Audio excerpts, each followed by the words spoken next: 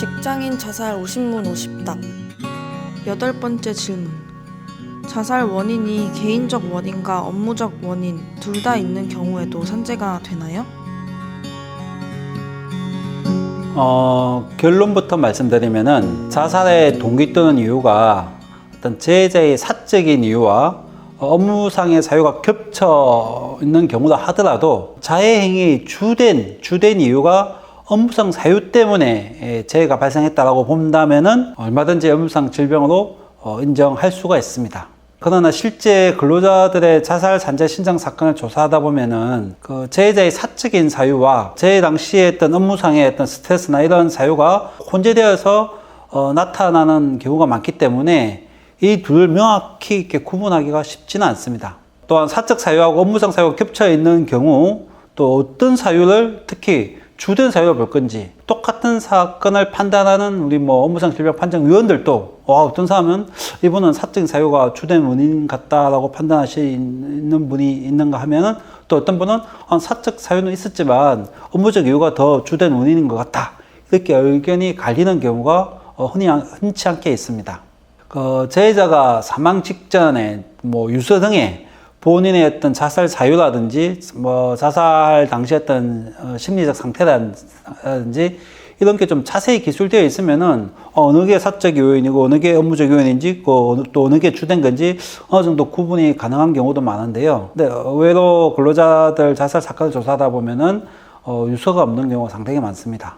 그런 경우 진짜 주변의 진술만 가지고 판단을 해야 되기 때문에 어느 게 주된 자살의 원인이 되는지 이걸 판단하기가 정말 쉽지가 않은 경우가 많죠. 다음 제가 소개해 줄 두 사례는 저희 법인에서 실제 수행한 사건 중에서 이렇게 이제 재해자의 어떤 사적인 원인하고 업무적 요인이 서로 겹쳐서 이렇게 자해 행위를 한 사건인데 여러분들도 한번 판단해 보십시오. 어느 게 더 주된 원인인지. 이분은 이제 대기업 건설회사 공무팀에 소속된 분이고 한 10년간 정도, 한 10에서 한 20년간 정도 대기업 공무팀에서 근무를 했습니다. 그래서 이분은 결혼하고 나서 한 번도 가족과 같이 생활한 적이 없어요. 즉, 공사 현장, 대부분 대기업의 공사 현장은 전국에 다 이렇게 분산되어 있기 때문에 특히 또 제 당시에는 코로나19가 이제 한창 이렇게 발병하던 시기라 가지고 원래는 이제 지방에서도 그 주말에 한두 번씩, 주말에는 한 달에 그래도 한두 번은 올라왔는데, 그때 이제 코로나19가 막 터져오면서 본인이 또 올라오면은 또 가족이 감염될 수도 있고, 또 은근히 회사에서 안 가기를 이렇게 압력을 넣은 것도 있고, 가족들과 떨어져 고립된 생활을 했죠.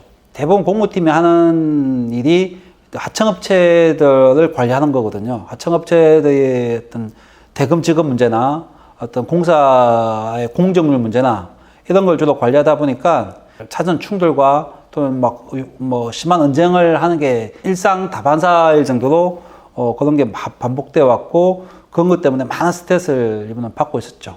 결정적으로 이렇게 스스로의 삶을 포기하게 만든 것이 이 공사가 끝나면은 이제 자신은 오랫동안 장거리 발령 일을 했기 때문에 좀 집 근처로 이렇게 발령 내주기를 기대했는데 이미 이 공사가 끝나면 또 다른 공사에 최소한 또 6년간 또 집과 아주 멀리 떨어져 있는 원거리 발령이 내정되어 있던 걸로 이분은 알고 있고 그래서 나 도저히 여기서 벗어날 수 없을 것 같다는 그런 비관 때문에 결국은 자살을 선택하게 된 거죠. 근데 문제는 이분이 이제 사망 직전에 주식 투자를 했는데요. 약 1억 정도의 손실이 있었다고 합니다. 그런데 경찰 조사에서도 이분이 주식 손실 때문에 우울증이 있었다라고 나와 있고, 이분의 정신과 기록도 제가 조회해 보니까 거기도 주식 손실을 봐서 우울하다는 기록이 남아 있어요. 이렇게 보면 누가 봐도 이분은 사적 원인 때문에, 즉 주식 투자에 대한 실패 때문에 비관해서 자살한 것으로 볼 수 있는 그런 사건이었죠. 그러나 이제 재해자가 결정적으로 그 사망 직전 배우자한테 유서를 남겼는데 그 유서에 이런 대목이 있어요. 내가 이대로 죽으면 남들이 내가 주식 실패 때문에 죽은 것으로 오해할 것 같아서 하면서 자신이 그 공사 현장에서 힘든 생활 이야기를 많이 써놨어요. 즉 본인 스스로 자신의 자해 행위가 절대 단순한 주식 실패 때문은 아니다. 이런 걸 써놓은 거죠. 만약에 그 요소가 없었더라면은 아마 이 사건은 분명히 개인적 원인에 의한 뭐 재해로 봤을 가능성이 많죠. 당시 이제 그분의 재산 상태나 급여 소득 수준, 그분이 그래도 한 1년에 연봉 한 1억 정도는 되시는 분이에요. 그리고 이전에 또 주식으로 한 5천만 원 정도 딴 적도 있고, 이런 점을 고려해 보면은 주식 실패가 이분의 우울증을 당연히 야기한 원인은 됐겠죠. 그러나 이 사람의 삶을 포기할 정도까지 그 원인으로서는 볼 수 없다는 거죠. 진짜 원인은 이분이 오히려 이제 결혼하고 나서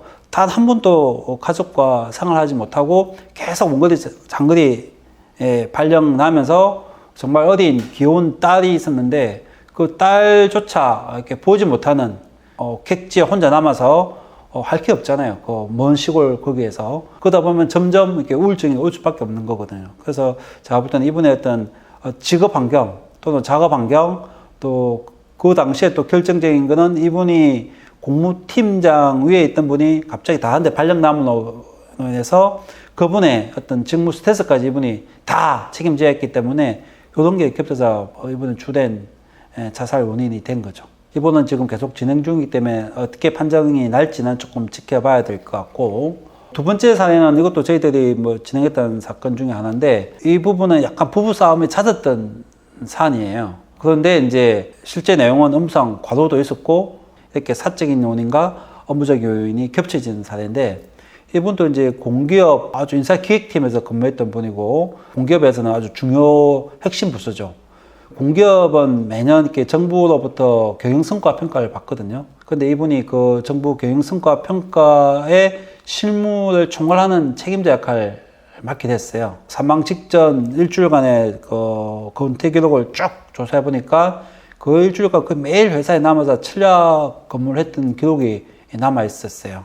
누가 봐도 만성적인 어떤 과로 스트레스에서 피고한 자산이 분명하게 보이는데, 문제는 사망 당시 배우자하고 이분의 카톡 내용에 보면 약간 부부싸움과 비슷한 그런 언쟁한 부분들이 좀 있어요. 그런데 경찰 조사 보고서에는 배우자와 가정 불화가 주 원인인 것처럼 이렇게 보고가 되어 있었던 겁니다. 그러나 그 부부의 실제 부부싸움의 원인을 저희들이 조금만 더 깊이 이렇게 조사해 봤더니만, 정부 경영 평가를 앞두고 매일 야근하고, 그러니까 당연히 주말이면 너무 피곤할 거 아니에요. 그럼 아이들도 잘 못 봐주고 못 놀아주고 하니까 그게 원인이 돼서 부부간에 다툼이 된 거거든요. 그럼 순수하게 그 부부싸움을 사적인 이유만 있었다라고 볼 수도 없는 거죠.